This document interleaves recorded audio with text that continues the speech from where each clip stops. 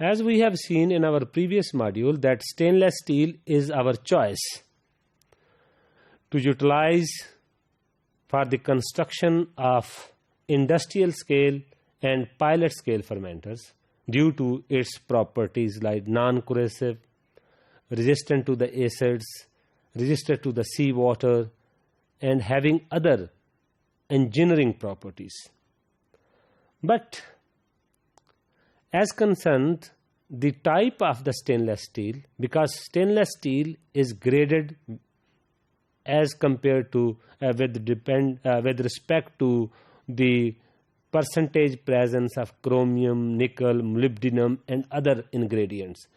So here you can see that as concerned American Institute of Stainless Steel, so grade 316 grade that contain 18% chromium and 10% nickel and then 2 to 2.5% molybdenum.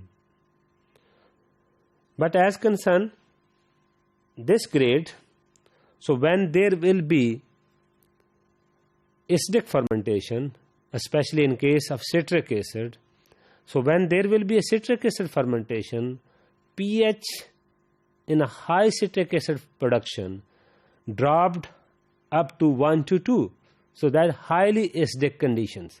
So in such case 316 grade stainless steel cannot withstand that properties which we required.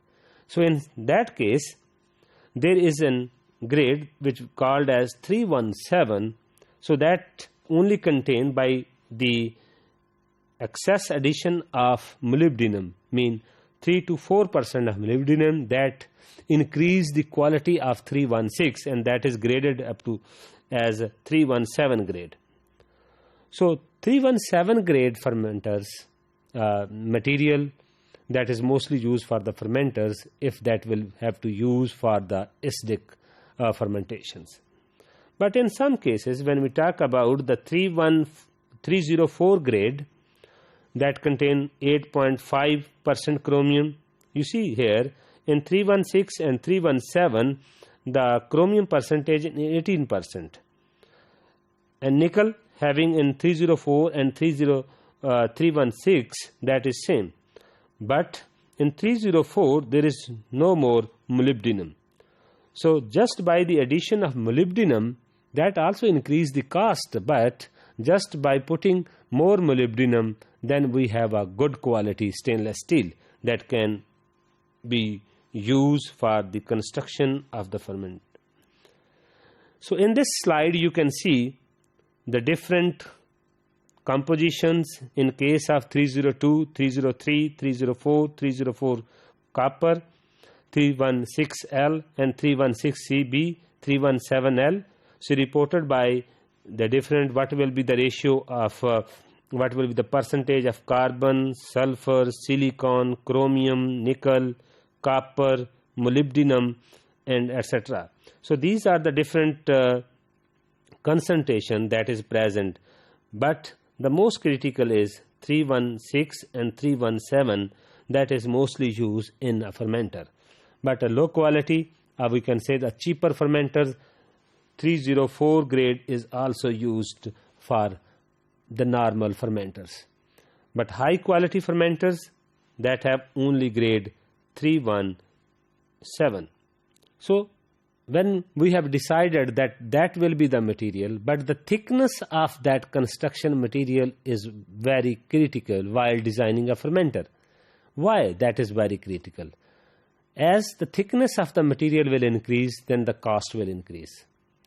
The negative impact of the high thickness is that cause the problem while maintaining the temperature, because we will talk about in detail that what will be the procedure and what will be the mechanism for controlling the temperature. So as well as the thickness of that material, then there will be conduction of the heat rays from the outside to the inside, and then there is again the vice versa of that. So the construction material along with the thickness of the material is very, very critical.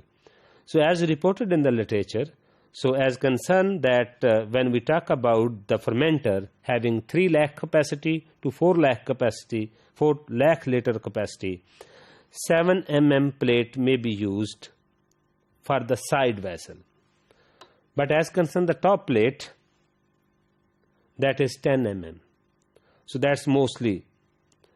So 7 mm plate is used for constructing the side walls, but as concerned the top plate and the bottom plate, that is mostly having the thickness of 10 mm.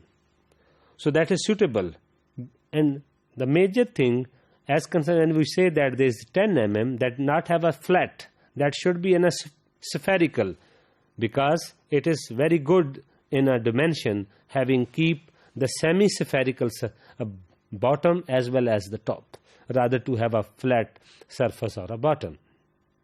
So it is very critical while talking about the thickness of the fermenter vessel.